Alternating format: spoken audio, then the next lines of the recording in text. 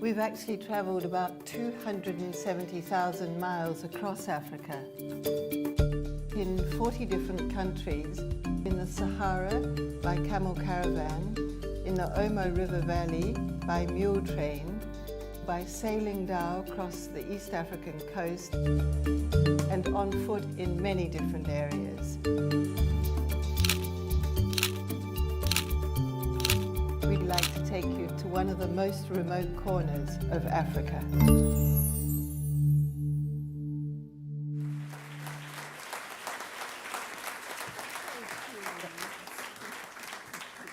Good evening, everyone. Angela and I would like to welcome you all warmly to our presentation tonight at National Geographic Live. Tonight, we're gathered here to celebrate the launch of our new book on the Dinka, the legendary cattle keepers of Sudan. Of all of the pastoral peoples across the continent that we've worked with over 30 years, the Dinka remain closest to our hearts. Sudan is the largest country in Africa and roughly 1/4 the size of the United States. It's also the most challenging terrain that we've ever worked in. For each of our Dinka trips, we would drive a vehicle from Nairobi, Kenya, fully stocked with all of the food, the fuel, the spare parts that we would need for a stay of 5 weeks. And when we arrived in Sudan, we faced another challenge, and that is finding the Dinka cattle camps scattered in the vast swamplands of the River Nile, the largest swampland in the world. Even before we went to southern Sudan in the 1970s, we've actually been fascinated by the Dinka. They have some of the most beautiful body beadwork. They have wonderful courtship ceremonies. But above all, we were really taken by their extraordinary relationship with their cattle. Once every year, for 4 months, the Dinka actually take their animals down to the swamplands to graze. This is a time when young people leave the old people behind in the villages and go on their own with the animals. It's also a chance for young people to get to know one another. They actually spend their time down on the swamplands, grazing their animals during the day and sleeping beside them at night. The Dinka say that of all the people in Africa, they are the most devoted to their animals, and their cattle they see as the most beautiful cattle in the world. They live off their milk, they sleep on their hides, and they actually believe that these animals are their spiritual link to God. Dinka men wear colourful beaded corsets that actually indicate their progression in life. These corsets are literally tied onto the body at the front, and they're never taken off except to be removed, to be replaced by another corset, which indicates they're going into a new age grade. The man on the right here wearing the pink corset is actually 15 to 25 years old, whereas the man on the left with the yellow corset is indicating that he's nearly 30 and ready for marriage. The size of a man's corset is revealing to every young girl the number of cattle that his family have, and also the number of cattle they would be willing to pay for this young girl's hand in marriage. This is probably the most beautiful corset we've ever seen in Dinka land, and it's the only one that we've ever seen being worn by a woman. The height of this corset at the back was extraordinary, and it was revealing that her family wanted 80 head of cattle for her hand in marriage. Carol and I have often wondered about the origin of the corset. Where did this design come from? Was it the early 19th century travelers coming up the River Nile? Maybe the wife of Sir Samuel Baker, who was highly fashionable and had an incredible wasp waist? Or were they the people inspiring the Dinka, or were the Dinka, in turn, actually inspiring the early travelers with their incredible beaded corsets that really shaped their extraordinary physiques. The Dinka dry season cattle camps offer a time and place for young people to meet in freedom. Sexual matters are discussed quite openly, but behavior is extremely innocent. For a girl to become pregnant out of wedlock is absolutely taboo and would seriously hamper her chances of finding a proper husband. The Dinka, who are up to 7'6" tall and covered with white ash, were referred to as the gentle or ghostly giants by the early explorers. But they, however, call themselves Monyjang, which means the men of all men, and they are indeed the tallest race on the African continent. When a girl reaches 17 to 18 years old, her family considers that she's ready for marriage. They fatten her up to look attractive, and they veil her femininity with an alluring beaded bodice. These beaded bodices are meticulously crafted by the girl's mother and given to her at the time of marriage, later to be handed down to a younger sister. If you look closely at the center band of this corset, you see that there are a number of cowrie shells studding it. These shells are believed to promote fertility and assure that a girl will have a child within the first few years of marriage. At puberty, a man receives a namesake ox. This is a very particular ox. He's not only named after him, but this is his personality ox. He actually believes at this stage that he and the animal are one. This animal is the completion of his personality. He takes this animal everywhere with him, and he even takes him when he's courting young girls. At this stage, he sings songs extolling the beauty of this young girl, but also songs praising the magnificence of his ox, this huge, powerful, and virile beast, which he, of course, believes is himself. He's trained his horns since calfhood, and he's powdered them with ash. He also hangs cow-tail tassels from the very tip of them, of the horns, and this is an extra beautification during the courtship period. Every day when we're in the cattle camps, we watched thousands of animals being taken out to graze. The white bulls are the Dinka's favorite color, but then we realized there's hundreds of recognized colors for bulls, and each has its tiny distinction.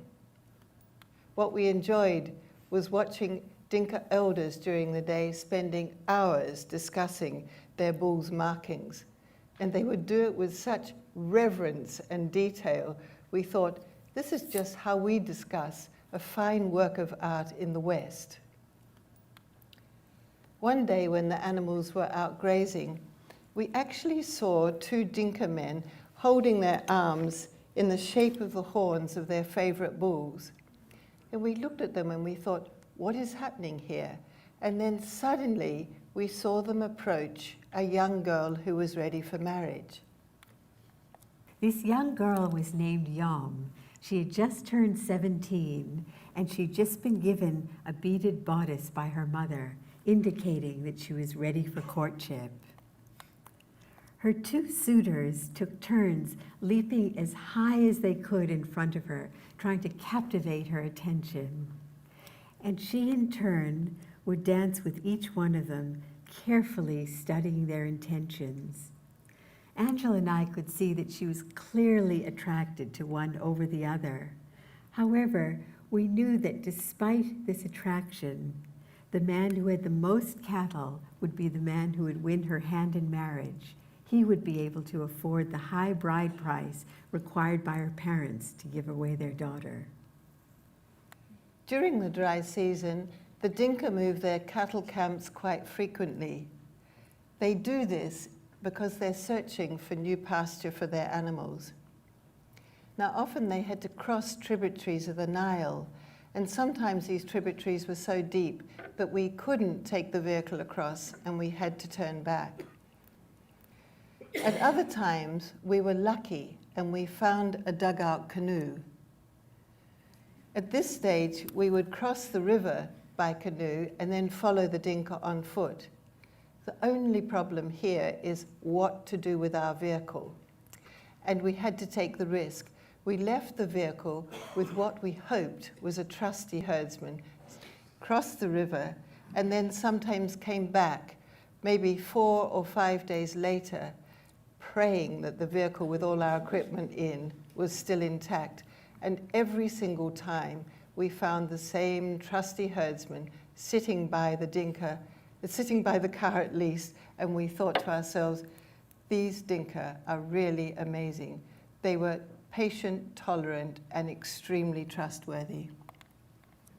As we watched the river crossings, we would often see herdsmen carrying the baby calves across, protecting them from the deep, swift-flowing waters. While the herdsmen looked after all the young animals, the women are responsible for the children. But being in Africa, this wasn't where a woman's responsibility finished. Women were in fact responsible for carrying the entire community's possession from camp to camp. They would very carefully wrap up all the cooking pots and the personal items in their hide sleeping mats, put them on their heads, and carry them from camp to camp, often very many miles apart.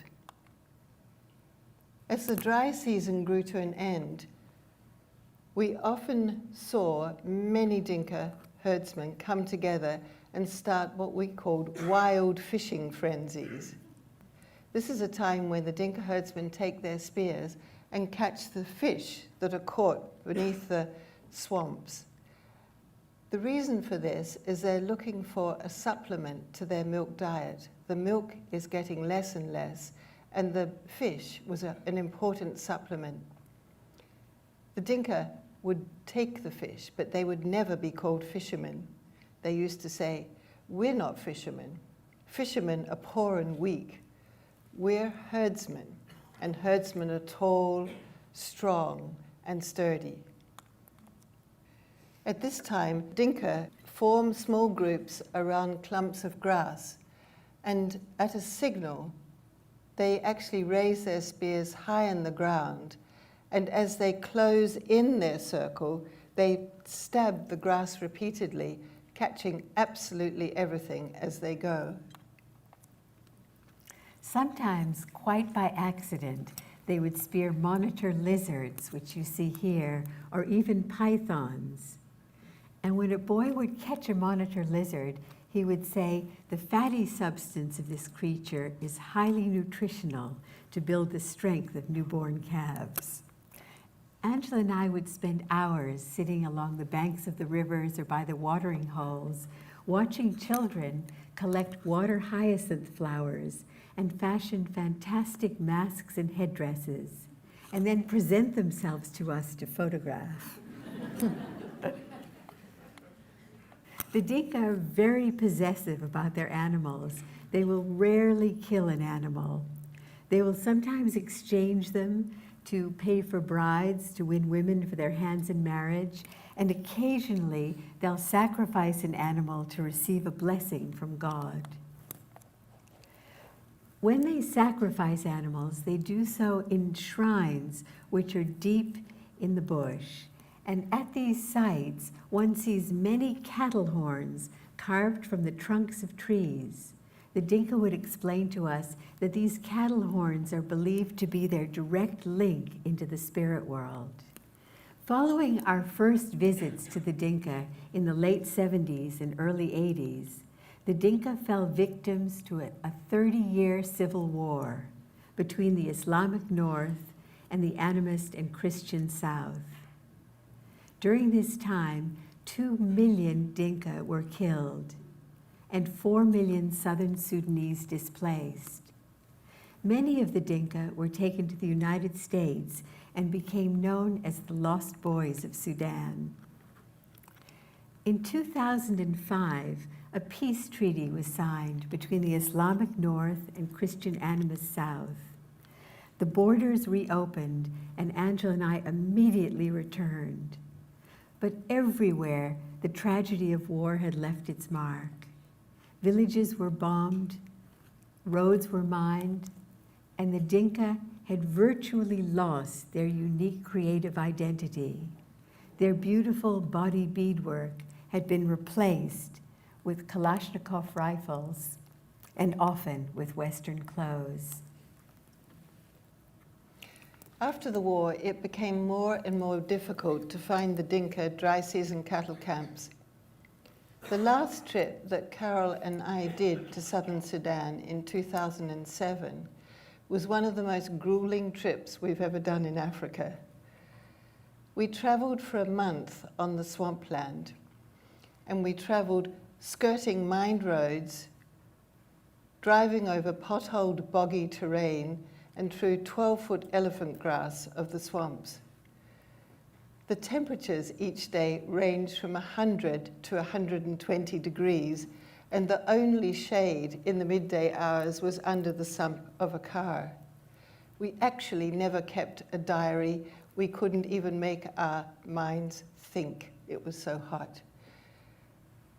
However, when we were just about to turn back, we came across the most unforgettable sight. This is a Dinka dry season cattle camp with 2,000 head of cattle. And this was a camp that still held the very essence of Dinka traditional life. The camp really held a beauty for us, and we were just taken at the view at sunset, the layers of smoke that lay across the camp, and the silhouettes of the herders with their cattle and their lyre-shaped horns. Every night we would watch the gentle Dinka bring their animals in from grazing. They tether them and then they would rub their horns and caress them for several hours and rub their bellies with ash. Young children had actually been scraping dry cattle dung into conical mounds during the day. This cattle dung fuels the fires at night, and these fires fill the camp with smoke that actually keeps the mosquitoes at bay. The fires burn down to ash in the morning, and then the young Dinka boys apply the ash to their skin to further protect themselves from not just mosquitoes, but also from tsetse flies.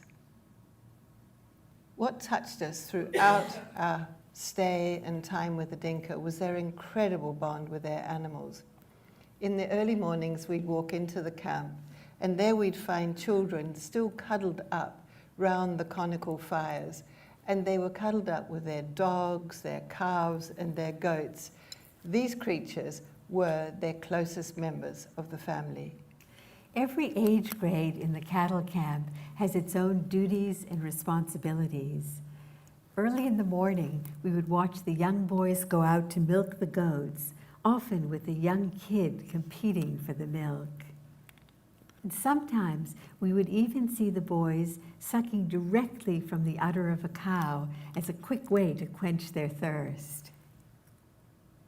One morning, we came out and saw 4 boys leap onto the body of one of the herders, all eager to be photographed by our digital cameras. And we were amazed when we realized that this 7'6" herder was so easily able to bear their weight, and that his sweet Dinka nature tolerated the load.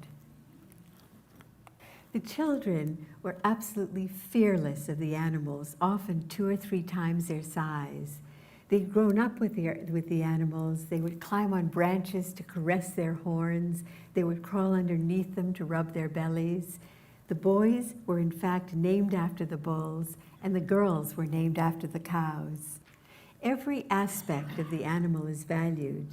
When a cow lifts its tail, one sees the young girls race out to collect the fresh cow urine, which they use to wash their bodies when water is scarce or contaminated. The Dinka would tell us that fresh cow urine was considered a natural antiseptic. We would sometimes see the oval facial design of a young girl being delineated with cow urine in contrast to the white ash skull cap design applied to her head. The men would powder their hair with ash, and they would also dye their hair with a number of applications of cow urine over a period of months. The Dinka believe that a reddish golden colored hair is a true sign of beauty, and that if a man leaves his hair black, it's believed that he's in a period of mourning. Dinka elders are believed to hold the wisdom of the clans and are responsible for handing down the age-old beliefs to the next generation. The Dinka say that even though cattle represent wealth, all men and women are seen as equal. To be a chief, one must be kind and generous, gentle and virtuous. When it came time to leave the Dinka cattle camps behind, we realized how incredibly privileged we'd been to experience these traditional lifestyles firsthand, where people actually treat each other as equals. They feel at one with themselves and in harmony with their land and animals. In the beauty of the cattle camp and in the presence of these generous and loving people, somehow our senses had become opened and our awareness heightened. It was like being in a completely different environment. We had become so connected with the Dinka that it was really impossible to leave. Angela and I realized that the Dinka lived in a fragile utopia, faced with a 30-year struggle for peace. It is our hope that the future of the Dinka will allow them to sustain their ideals of unity and harmony, and that these deep-rooted values will be conveyed to the world at large. We hope also that our book will be part of this process, bringing awareness of these exceptional people to the outside world and supporting them during this extraordinary period in their history. In January 2011 of this year, the people of Southern Sudan successfully voted to become an independent nation. This was the first important step in their long sought-after quest for peace. We'd like to thank you all very much for coming this evening. It's really great to see you all here, and particularly after so many years. For us, it's also wonderful to share some of the extraordinary experiences we've had whilst recording African ceremonies. We realize that having spent over 30 years in Africa, what a privilege we have had, and how much we've learned from the ancient cultures of Africa. The benefit of knowledge being passed from one generation to another, the importance of community, of growing up in a community, and of elders being an active part of the community and sharing their wisdom. The values of rites of passage, which help define and teach us what is expected of us at each stage of life. And the importance of ceremony that keeps us in balance with our environment and in touch with our own inner world. Every time Carol and I come back from Africa, we think there are so many of these great values missing from the Western world. Due to the ever-increasing chaos and conflict in the world, and in the light of what's been happening in the last 10 years, we believe that it's become even more important to understand the ancient cultures of the world and their humanness on a worldwide level. One of the great things that we've learned from Africa, one of the many great things, is that although we appear physically very different, either naked or dressed, scarified or made up, lip-plated or veiled, we're actually all the same human beings with similar human emotions and similar human needs. Understanding each other's cultures, celebrating our similarities and celebrating our differences is not only essential to the evolution of humankind, but we believe paramount to the pursuit of world peace.